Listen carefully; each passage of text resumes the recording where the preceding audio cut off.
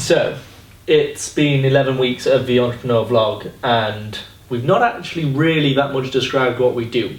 So, Josh, why don't you tell everyone? Are we telling them what Avalanche does? Yeah, let's start with Avalanche and then we'll move on to some of our other endeavours. No problem. So Avalanche is what's the best way to describe us? We're a digital agency and telecommunications company.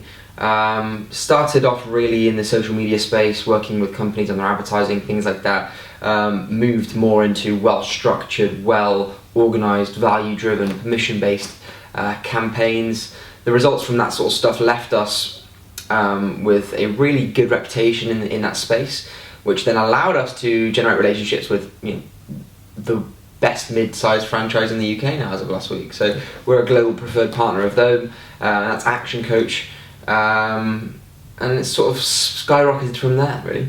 So just wanting to pick up on a little bit of what you said there. Yeah. Permission-based marketing, which is one of the terms that we use every single day here at Avalanche, and it's become such a massive part of our vocabulary that we don't even think when we say it. So what is permission-based marketing? Yeah. Okay, so permission-based marketing, the idea behind permission-based marketing is that because digital, i.e. social or any marketing whatsoever nowadays is so noisy, emails, mail, phone, everything is so noisy, people often forget to ask permission first. They forget to say, would you mind if I give you a call? Would you mind if I send you this email? Would you mind if I send you this piece of post? And they just send it, and it's often boshed into some junk mail outfit or whatever. So we advise the client to simply ask permission first, and that's where the idea of permission marketing came from. In all of our campaigns, pretty much now, we ask our potential prospects permission. Exactly, and that changes the entire dynamic of a relationship. Because what we do a lot more than just going after a sale is we start to build a relationship, and that's how we have lasting relationships that can move on to sales or opportunities that further down the line. And you don't start a relationship just by going up and shouting at someone or by saying something to them without someone on steroids engaging with you. So it's actually a case of first asking. Sorry, I'm just checking the mic here for our engineer. That's fine. Perfect, thank you. Sorry about that. So it's that act of first asking to go and talk to someone. Yeah. It's just asking permission, basically doing something that's a little bit different. Most people do not expect you to ask their permission in order to market them. So that's an initial attention, isn't it? Because it's all about attention, interest, desire, and then making them take action. So you've got to grab their attention within 3 or 4 seconds, otherwise they're going to go away. And if it's just a normal marketing spiel, chances are it's not going to be successful. We saw like 200, 300, 400% increases in our success rate from asking permission. So that's what permission marketing is. What else did I say that confused them? Well, another analogy for permission-based marketing is next time that you're going on a night out and you see someone pretty, walk over and don't just start talking to them, ask their permission first. It might be that, can I buy you a drink? I'm sure they'll say yes. And that's the added value. Yeah. You're not paying them, you're providing extra value. Yeah, you're asking them first. You're kind of getting their attention in a nice different way. Most people are going to say yes to that. Exactly. And that's how you start the relationship. And that's where Brad Sugar's... desire, and then take an action. Yeah. Yeah, exactly. Perfect. Anything else? So that was great in terms of covering what permission-based marketing is and what Avalanche kind of started from and how we've grown. And now our campaigns are a lot more sophisticated than they were when they first started, because as we've grown, our skill level has increased so much. Yeah. If we look back to the campaigns that we ran 3 years ago, there's no comparison in terms of the quality. I think so. I think also the marketing landscape's changed. People have changed. Now we're entrepreneurs ourselves. We understand that it's all about that grind, all about the hustle, about working hard, and it's trying to move that mindset into marketing. In your marketing, you've got to be able to pivot. You've got to be able to hustle in different directions. You've got to be able to think on your feet because it's changing so fast all the time.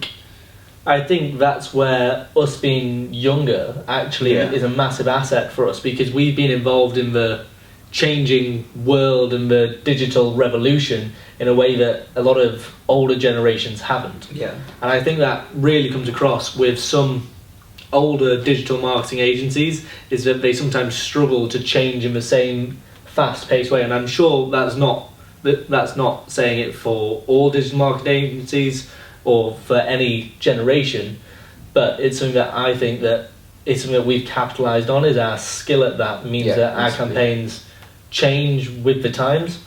Yeah, huge. It's all about getting unified, isn't it? Which leads on to that next bit. It's talking about unification, understanding that you've got to unify all of your social media marketing strategies, all of your digital strategies, and all of your physical strategies too, so they all have the same mindset. The latest vlog was Millionaire Mindset. It's not like we're going to talk about how to make $1 million or anything like that. It's talking about getting the mindset of how to build a 7-figure company, take it from a 6-figure to a 7-figure to an 8 to a 9 to a 10 to a 11-figure company, and then distilling that across the board, distilling that in your systems, distilling that in your sales pipeline, distilling that in your people, in your culture, and then obviously in your marketing, getting into that $1 million, £1 million marketing mindset. We've had to pretty much quintuple our budget. We've got a goal of spending between £50,000 and £100,000 on marketing next year, which is a hell of a lot more than we initially wanted to spend. And that's just all about it's all about goals. And that came from understanding that, okay, you know how to build a £500,000 company, now let's learn how to build a £1 million company. Now let's learn how to build a £2 million and a £3 million company, or a £10 million or a £25 million company. And coming back distilling that across. Coming back to the first thing that you said with that, which was that you need to make sure that your digital marketing and your physical marketing and all the different aspects of your marketing are all together and unified. And that comes down to the building a company with a 20 million figure or with a 50 million figure. It's that you couldn't have a marketing arm putting across one brand and a marketing arm putting across a different brand, because that's one of the things that the kind of unified marketing has an advantage. Use the same mindset, same people, understand that you just find a great company, i.e. us, or find a great company that's going to help you unify your marketing, unify your people. You've got to unify the vision too. We set a vision the other day to our new team because it's growing fast, and they said, look, our marketing strategies want to generate £1 billion for clients over the next 10 years. And saying that to them is like, £1 billion, that's outrageous. But what you've got to try and do is once they've got that vision in their mind, they know where they're working towards, everyone is working towards that. So that's what we would say, set a vision, set a completely audacious goal or outrageous goal, phenomenally outrageous goal, and distill it across your marketing, become that goal. And back onto the branding side of it, Elon Musk in Tesla is doing something brilliant, which is they're not allowed to discount any of the cars. Yeah. Every car that goes out from the factory is going to be charged at the exact same price, at the factory price, no discounting, because they want that brand to be consistent across the entire board. Okay. And by achieving that, they get so much brand equity. So much brand equity. I think people often realise that this word brand equity is thrown around all the time now. It's like, people don't realise what brand equity is. That's just like, that is your net worth. That is your logo and your brand's net worth. How much is your company worth to people, to your consumer, to your target market? And that's kind of what when we're doing our social analysis for our US campaigns, unified social campaigns, which is the whole thing, is we will look into what is your brand equity at current, and what is the potential for your brand equity, what is your competition's brand equity, how many target markets do you actually have? Chances are you have a lot more than you think, or you have a lot more avenues to your target market than you think. We do this thing where we get the client and we get their target market and we draw as many lines as possible. Usually they've got about 3 in their mind. We probably come up with 50, and it's knowing those ways of understanding and how to get to your target market that will really start to get you into that $1 million marketing mindset, that $1 billion marketing mindset, which is where you need to get in order to get to that stage. It's not all fluff. We talk about people, we see entrepreneurs all the time now talking about hustle, buy my course, all this shit, when in fact it's all really about just understanding where you want to go, creating the mindset for it, and then building that mindset across each of the sections of your business: marketing, sales, people, team, it's the same thing, culture, etc., etc.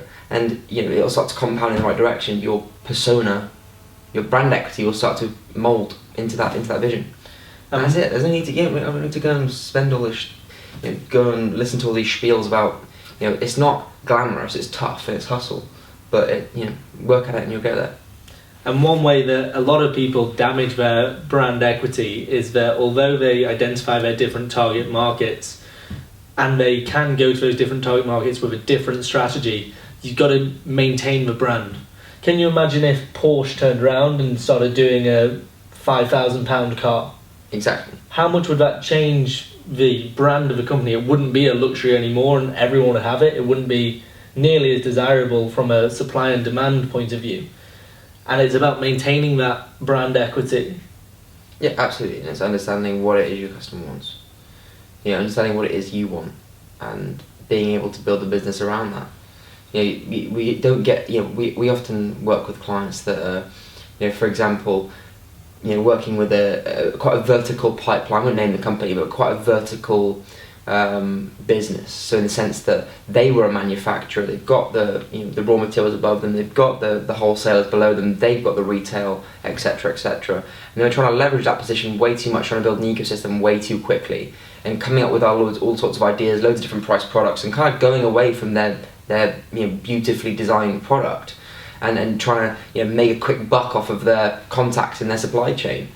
It damaged their brand massively, because they went from dealing with £5,000 windows to, you know, £1 components or £100 components that were frankly crap, and it kind of damaged their brand, and we had to try and move them away from that. So it's kind of like understanding that ecosystem is fantastic, but, you know, focus on where is your brand, what is your brand equity, and try and stick into that circle. You know, our mentor Terry Matthews built one of the biggest computer network companies in the world, i.e. Newbridge Networks, because he understood the value of each of these brand parts, and didn't lean way too much into completely different fields too quickly, and ended up building a business that solved something stupid like $10 billion from that. Everything falls into place once you get that vision, that brand equity sort of goal in your mind, and you instill it across everything. That mindset is what makes the change. Massive. And that's what you need. You need the millionaire mindset, you need the £1 million business, the £1 million marketing mindset, in order for everything else to fall into place. It's not all about, you know, we're a massive believer in affirmations and all the good stuff, self-development stuff, but you need to build a 7-figure, 8-figure company. You've got to get that 8-figure in your mind, and then build each section of the strategy to fit that 8-figure. There's no point trying to build an 8-figure business and having a 5-figure marketing team, or there's no point having an 8-figure business and a 4-figure team culture. You know, that's the difference, isn't it? And if you do want to build an 8-figure business, then you don't need to have an 8-figure mindset. You need to have a 9-figure mindset. Because and you need to be pushing past that. And if you don't get to a 9-figure one, you start the 8-figure business, and there's a lot of worse places to be than that. Yeah, it could be a 7. Who wants that? Right. Thank you very much for listening. We'll do a bit more of this over time, and, you know, a bit of a reflection period after we get past into week 12. Look out for the next the vlog, which comes out on Monday around 5ish. And we'll speak to you soon. Bye.